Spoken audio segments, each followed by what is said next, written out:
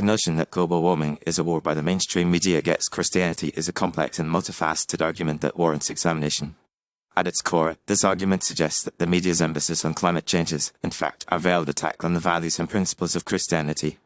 Proponents of this view point to the perceived inconsistencies between the biblical account of creation and the scientific consensus on global warming, as well as the purportedly secular and humanistic underpinnings of the environmental movement.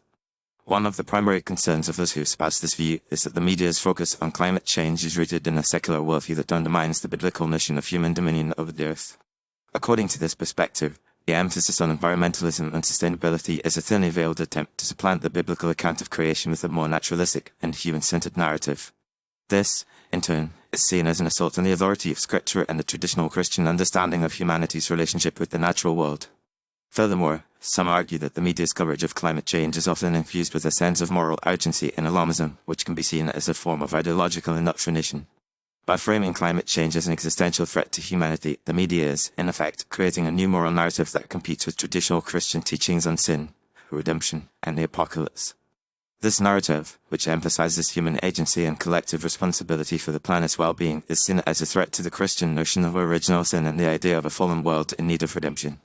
In addition, the argument goes, the environmental movement's emphasis on science and reason as the primary arbiters of truth is also seen as a challenge to the authority of Scripture and the role of faith in public discourse. By elevating science to a position of primacy, the media is, in effect, creating a new priesthood of scientists and experts who claim to possess a monopoly on truth and wisdom. This, in turn, is seen as a form of intellectual imperialism that marginalizes and excludes traditional Christian perspectives on the natural world. However, it is essential to note that this argument is not universally accepted, and many Christians and people of faith are actively engaged in environmental activism and advocacy.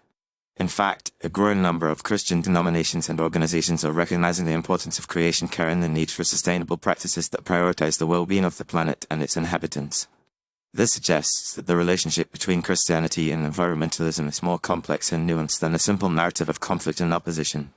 Moreover, the media's coverage of climate change is not necessarily a war against Christianity, but rather a reflection of the broader cultural and scientific consensus on the issue. The overwhelming majority of scientists agree that human activities are contributing to global warming, and the media's role is to inform the public about the facts and implications of this phenomenon. While it is true that some environmental activists and scientists may hold secular or humanistic views, this does not necessarily mean that the media's coverage of climate change is driven by an anti-Christian agenda. In conclusion, the idea that global warming is a war by the mainstream media against Christianity is a complex and contested argument that reflects deeper tensions between science, faith, and culture. While some may see the media's emphasis on climate change as a threat to traditional Christian values and principles, others recognize the importance of environmental stewardship and the need for sustainable practices that prioritize the well-being of the planet and its inhabitants. Ultimately, a more nuanced and informed understanding of the relationship between Christianity and environmentalism is necessary to navigate the complexities of this issue and to foster a more constructive and respectful dialogue between faith and science.